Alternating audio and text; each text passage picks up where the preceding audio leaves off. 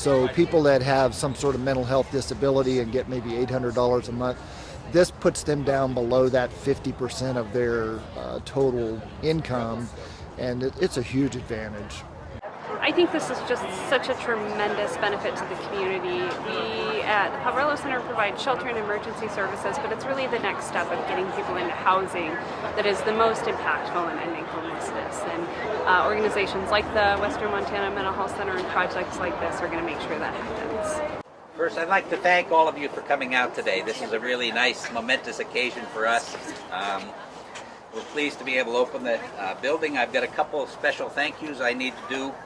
First, my name is Paul Meyer. I'm the Executive Director of the Western Montana Mental Health Center. And we're pleased to have been in a partnership with the City of Missoula and the county in building this facility for homeless individuals and targeting our mentally ill population. The funding for the program came through the HOME program and the CDBG programs through Missoula. And Nancy Hart and Melissa Gordon are around somewhere. Right there. Thank you for your assistance there. Missoula County actually loaned us bridge funds to get the project going. So Commissioner Curtis is here somewhere representing Missoula County. Right behind me. Okay, I can't see behind. Sorry. I'd like to thank them. I'd also like to recognize our architect, Scott Bechtel, standing over here. Scott has done a beautiful, trying to hide. Beautiful job, Scott. Very nice design. Appreciate that. And Quality Construction, Flint Olson, Chris Nelson, and John O'Brien. I don't know if those individuals are in here. Right there. Thank you. Good job.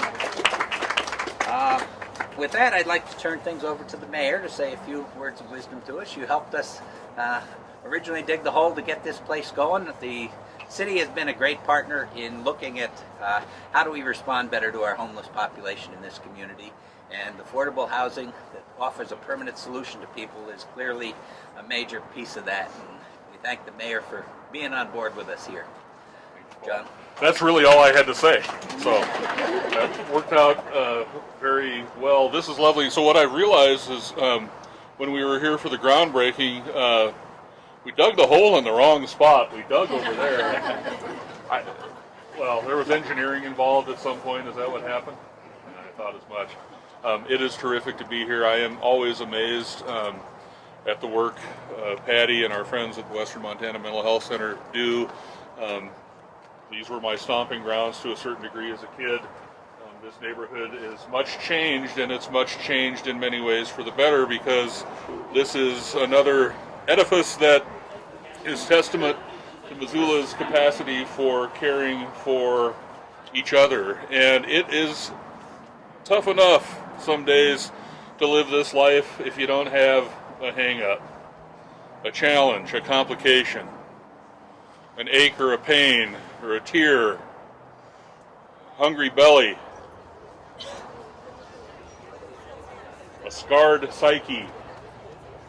It's all tough enough.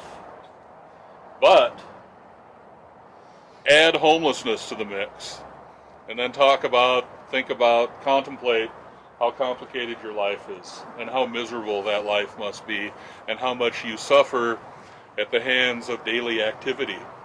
And think about all of that changing quickly, compassionately, miraculously, and fundamentally affordably with a place like this. Suddenly, you know where you're sleeping.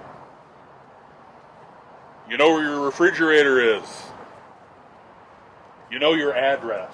And that address is all that you need to move just a little bit further down the line. That address is all you need to have some sense of permanence, some sense of stability, and some sense that you matter to somebody. You matter enough that you have an address. And if you matter that much, maybe the next step is easier, right? Maybe the next day is a little less painful. And maybe, just maybe, one day it's pain-free and life is good. That's what a place like this represents, right? It's more than bricks and mortar. It's more than sticks and plaster, appliances and paint. This is a manifestation of us doing the right thing for one another. So thank you for all of that, and thank you for being here today. I look forward to seeing many folks live happily and comfortably in this fabulous shelter.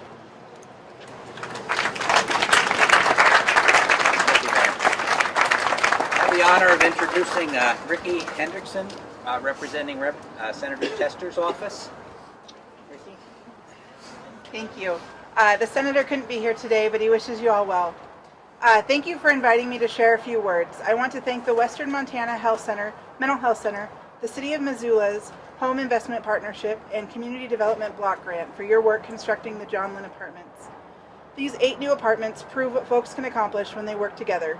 Because of your hard work, collaboration, and commitment to your community, 8 new families have a place to call home. We know that families who have a roof over their head are more likely to hold down a job and their kids do better in school. Providing safe and affordable housing is a worthwhile investment. And the work done by you folks here in Missoula is making a difference for the homeless and for folks who work just as hard as everyone else but sometimes get left behind. We must do a better job providing housing to those who need it. Waiting until they are homeless or at risk is too late. We've seen the statistics. Homelessness among veterans and Native Americans is too high. That's why I support an initiative that makes housing vouchers available to tribes. Currently, the U.S. Department of Housing and Urban Development provides housing vouchers to veterans but doesn't work with tribes. I have legislation that would fix that. I also support bipartisan legislation that would reform our housing finance system. It would preserve the 30-year fixed-rate mortgage so more families can have a shot at home ownership, while also protecting taxpayers so they aren't on the hook if another financial crisis hits. But solving homelessness isn't just about housing. It's about prioritizing mental health care and making sure that folks have access to treatment. Solutions to these problems aren't going to just happen in Washington. It needs to happen here on the ground with organizations like the Western Montana Health Center and Provarello Center, which I toured last week. The bottom line is we must do better for those who need our help, and I'm proud to be your partner in that fight. Thank you again for your great work, and keep in touch.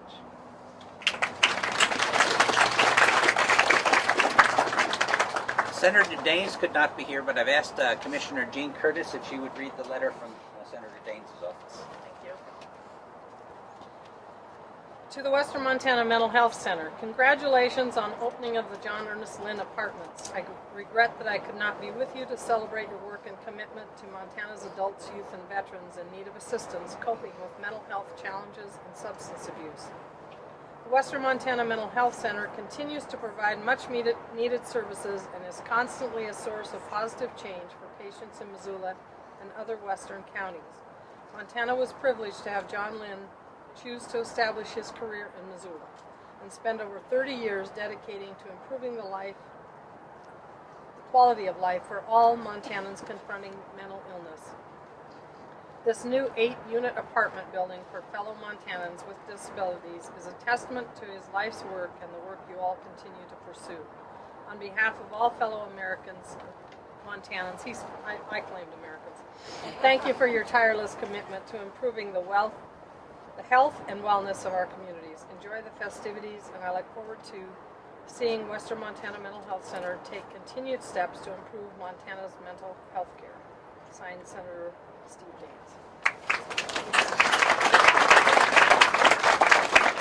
Next, we have Jeremy Carpenter representing Representative Zinke. Thank you, Jeremy. Thank you for inviting me to join you for the ribbon cutting at the new John Lynn Apartments. As you might imagine, the first weeks have kept me focused on familiarizing myself with the nuances of Washington, D.C.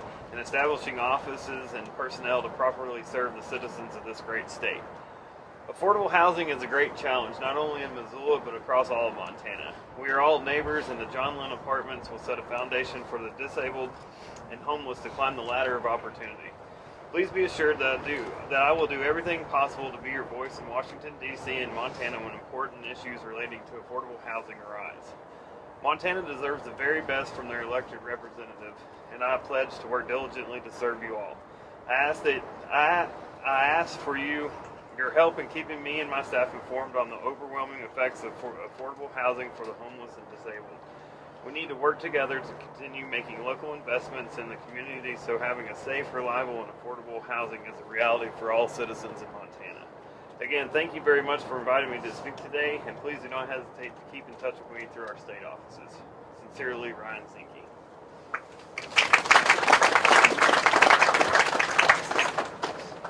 Now I have the pleasure of introducing County Commissioner Jean Curtis to speak from her own perspective as a member of the Western Montana Mental Health Center Board of Directors and longtime supporter of services here. Thank you. So it's my pleasure to be here. It's also been Missoula County's pleasure to be involved with the 10-year plan to end homelessness. We are partnered with the city on that project. And this is just one piece in the step forward. Don't you wish we could just drop a few more of these around the community? Apparently there's a demand. It's also very fitting that it's named after John Ernest Lynn. John worked tirelessly in this community in all of Western Montana to improve people's access to mental health and the services that they received. And so it's a really fitting way for us to name this after John, and we're really glad that his family is here today. See Laura Lee, the boys. And as I said, we need to continue to work because this will serve 8 people. We have a demand that's much bigger than that. So thank you for coming today, and thank you for your support.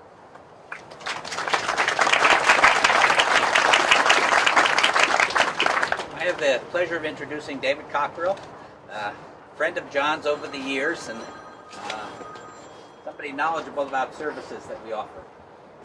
I think it's great that homeless people with mental illness can have a place to live, that we need our benefits and healthcare coverage and assistance, and because we're unemployable because of our disabilities, and this is by no fault of our own.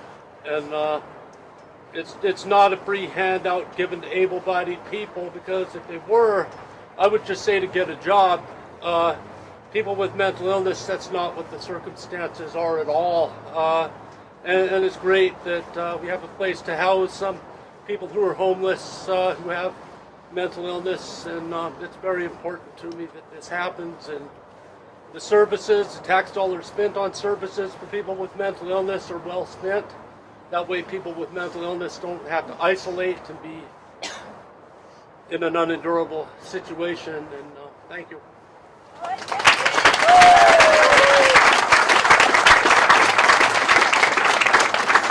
Next, I'd like to invite up Laura Lee Evans-Lynn if she would have a few words to say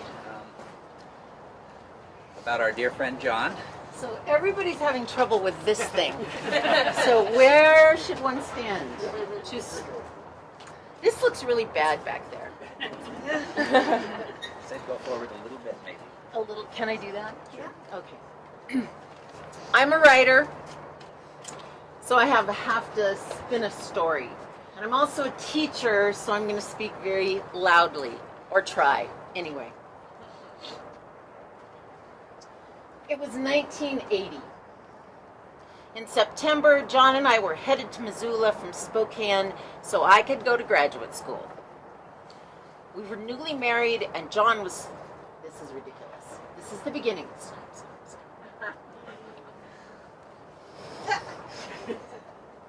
We were newly married, and John was thrilled to be applying with the Mental Health Center as the director of River House.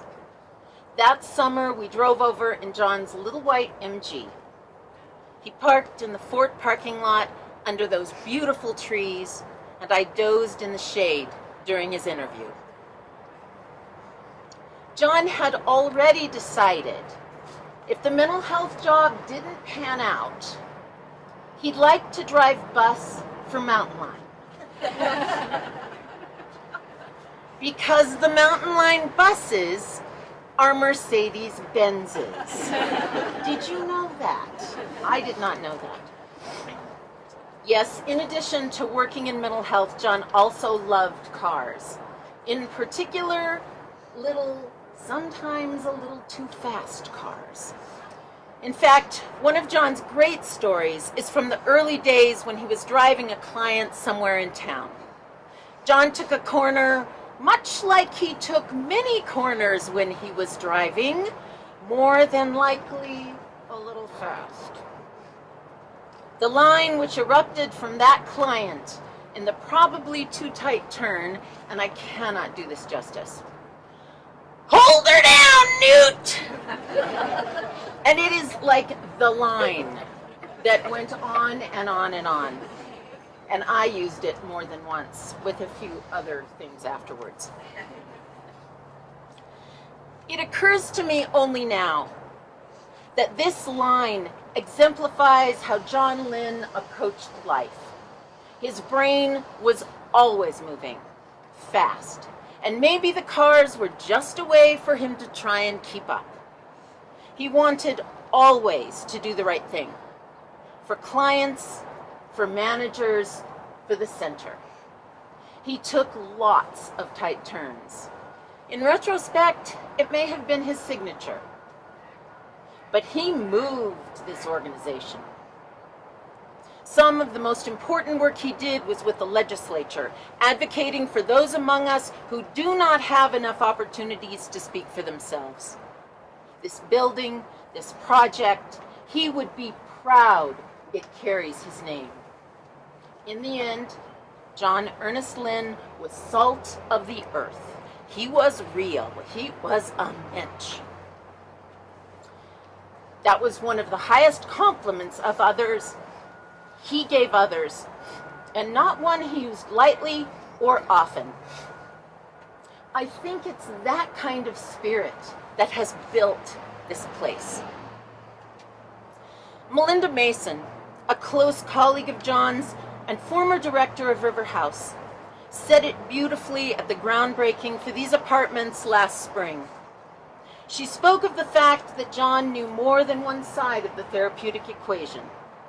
He was a clinician, and he was an administrator who worked for 33 years for the mentally ill of Montana and the people who served them. He also dealt with severe depression himself. He knew how an event can come upon one seemingly without warning and change one's life utterly. He knew how difficult it is to find your way back from that place. He knew how important community and support are in finding your way again. I would like to believe these apartments, filled with color, with light, with resources, are here to help people who, for whatever reason, need that kind of help. Thank you, Patty Kent. PK. I'm pretty sure John is the only one who called you that. Thank you, PK, for writing endless grants, for building functional, uplifting housing that understands that the spaces we inhabit affect how we feel about ourselves and what we are able to be in this world. Thank you, Commissioner Gene Curtis and the Missoula County, Mayor John Engen and the City of Missoula for recognizing this very serious need and partnering in this most important endeavor. And thank you, Paul Meyer, who chose to give John Ernest Lynn's name to this place that offers respect, dignity, and empowerment to those who need it most. My family had a special song that I grew up singing, and whenever we were together, John requested it. I need a little water.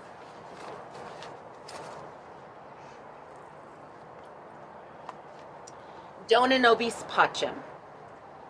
Grant us peace. My sons, Gabriel Lynn, Madison Lynn, his girlfriend, Kaylee Shoemaker, and I would like to sing it here today. May peace be with the people who live in this house. May peace visit the Western Montana Mental Health Center as a whole. May peace be with each of us.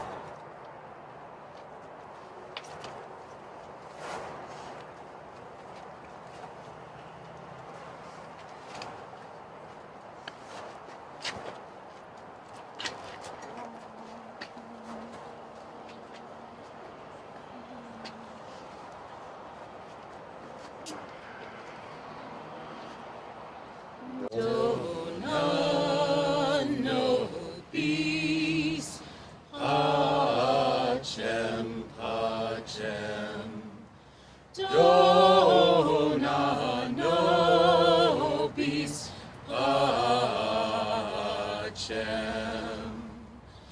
Dona nobis pacem, pacem. Dona nobis pacem. Dona nobis pacem, pacem. Dona